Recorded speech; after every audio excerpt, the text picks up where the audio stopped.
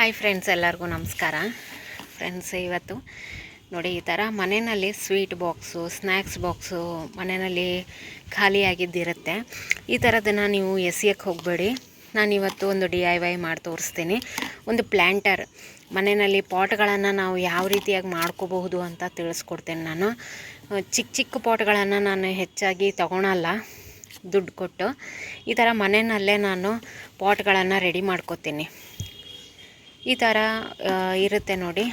ಇದನ್ನು ಕವರ್ನ ತೆಗೆದುಬಿಟ್ಟು ನೀವು ಚೆನ್ನಾಗಿ ಡೆಕೋರೇಟಿವ್ ಆಗಿ ಇಡಬೇಕು ಅನ್ನೋದಾದರೆ ನೀವು ಇದಕ್ಕೆ ಪೇಂಟ್ ಎಲ್ಲ ಹಾಕಿಬಿಟ್ಟು ಇಡ್ಬೋದು. ಅಥವಾ ನಿಮಗೆ ಬೇಡ ಆ್ಯಸ್ ಇಟ್ ಈಸ್ ನೀವು ಇಡ್ತೀರಾ ಅಂದರೆ ತೊಂದರೆ ಇಲ್ಲ.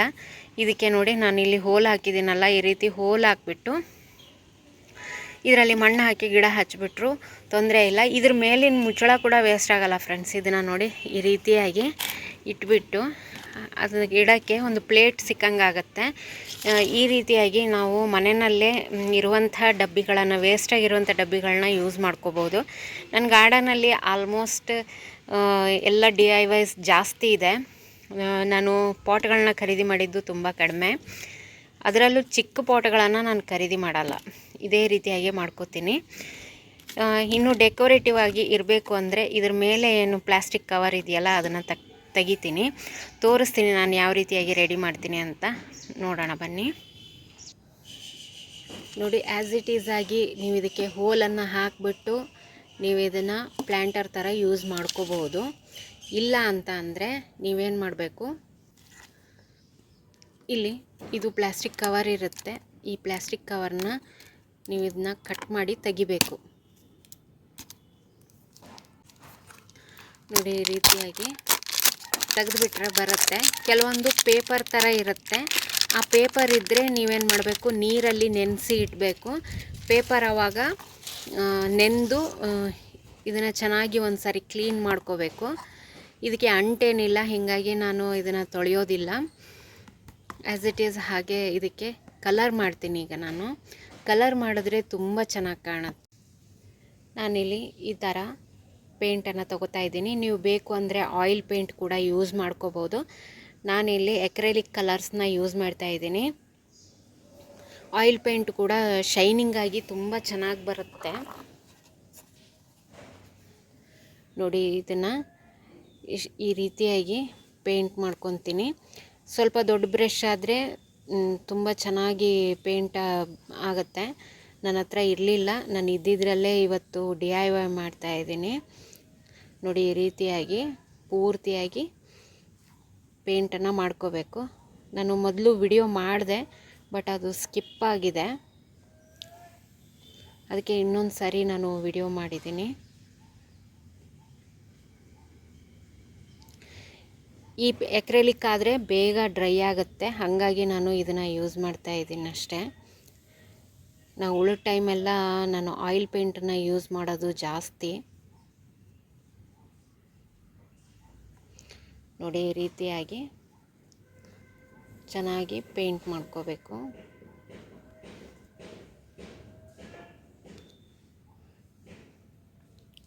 ಇದಕ್ಕೆ ಬೇಕು ಅಂದರೆ ನೀವು ಇನ್ನೊಂದು ಸಾರಿ ಕೂಡ ಪೇಂಟನ್ನು ಮಾಡ್ಕೋಬೋದು. ಡಬಲ್ ಕೋಟ್ ಕೂಡ ಮಾಡ್ಕೋಬೋದು. ನಾನು ಇದನ್ನು ವೈಟಾಗೆ ಬಿಡ್ತೀನಿ, ಇದನ್ನು ರೆಡ್ಡಲ್ಲಿ ಹಾಗೆ ಇಡ್ತೀನಿ. ನೋಡಿ, ಈಗ ಇದು ಡ್ರೈ ಆಗಿದೆ. ಇದು ಒಂದು 10 ನಿಮಿಷಕ್ಕೆಲ್ಲ ಡ್ರೈ ಆಗಿಬಿಡುತ್ತೆ ಫ್ರೆಂಡ್ಸ್. ಇದು ಆಯಿಲ್ ಪೇಂಟ್ ಆದರೆ ಒಂದೊಂದು ಸರಿ ಒಂದೊಂದು ದಿನ ಬೇಕು, ಅಥವಾ ಒಂದು 4 ಗಂಟೆ ಆದರೂ ಬೇಕು, ಆ ರೀತಿ ಆಗುತ್ತೆ. ನಾನಿಲ್ಲಿ ವೈಟ್ ಕಲರ್ನ ತೊಗೊಂಡಿದ್ದೀನಿ. ಇದಕ್ಕೆ ನಾನು ತುಂಬ ಸಿಂಪಲಾಗಿ ಡಿಸೈನ್ ಮಾಡ್ತೀನಿ, ಜಾಸ್ತಿ ಏನು ಇದು ಮಾಡಲ್ಲ. ಈ ರೀತಿಯಾಗಿ ಡಾಟ್ ಇಡ್ತೀನಿ ನಾನು.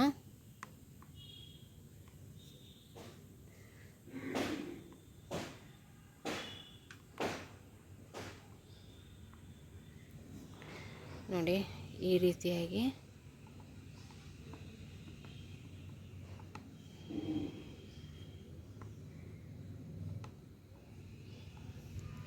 ನಿಮಗೆ ಯಾವ ಡಿಸೈನ್ ಬೇಕಲ್ಲ, ನೀವು ಆ ಡಿಸೈನ್ನ ನೀವು ಮಾಡ್ಕೋಬೋದು.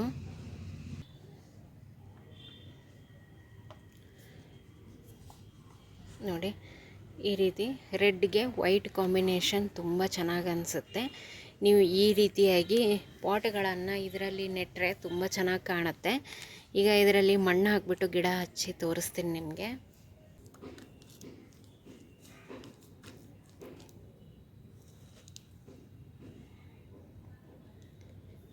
ನಾನು ಈ ಬರ್ಕಿನ್ ಗಿಡನ ಇದಕ್ಕೆ ಹಾಕ್ತಾ ಇದ್ದೀನಿ.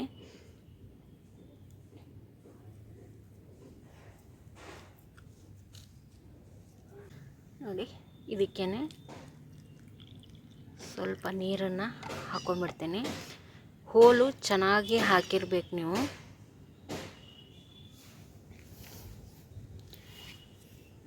ನೋಡಿ, ಡ್ರೈನೇಜ್ ಹೋಲಿಂದ ಕೆಳಗಡೆ ನೀರು ಬರುತ್ತೆ, ಈ ಒಂದು ಪ್ಲೇಟಲ್ಲೇ ಅದು ಬೀಳುತ್ತೆ. ನೋಡಿ, ಫೈನಲ್ ಆಗಿ ಈ ರೀತಿಯಾಗಿ ಕಾಣ್ತಾ ಇದೆ. ನಿಮಗೆ ಯಾವ ಡಿಸೈನ್ ಬೇಕಲ್ಲ ಆ ಡಿಸೈನ್ನ ನೀವು ಮಾಡ್ಕೋಬೋದು. ಚೆನ್ನಾಗಿ ಅನಿಸುತ್ತೆ ಈ ರೀತಿ ಗಿಡಗಳು. ಚಿಕ್ಕ ಚಿಕ್ಕ ಗಿಡಗಳನ್ನು ಇದರಲ್ಲಿ ನಾವು ಬೆಳೆಸ್ಕೋಬೋದು. ತುಂಬ ಚಿಕ್ಕ ಪಾಟೂ ಅಲ್ಲ, ತುಂಬ ದೊಡ್ಡ ಪಾಟೂ ಅಲ್ಲ, ಮೀಡಿಯಮ್ ಸೈಜಲ್ಲಿ ಇದೆ. ಈ ಒಂದು DIY ಪಾಟ್ ನಿಮಗೆ ಇಷ್ಟ ಆದರೆ ಒಂದು ಲೈಕ್ ಮಾಡಿ ಫ್ರೆಂಡ್ಸ್. ಇನ್ನೂ ತನಕ ನನ್ನ ಚಾನಲ್ ಸಬ್ಸ್ಕ್ರೈಬ್ ಮಾಡಿಲ್ಲ ಅಂದರೆ ದಯವಿಟ್ಟು ಸಬ್ಸ್ಕ್ರೈಬ್ ಮಾಡಿಕೊಂಡು ವಿಡಿಯೋಗಳನ್ನು ನೋಡಿ ಸಪೋರ್ಟ್ ಮಾಡಿ ಅಂತ ಹೇಳ್ತೀನಿ. Thank you friends, bye.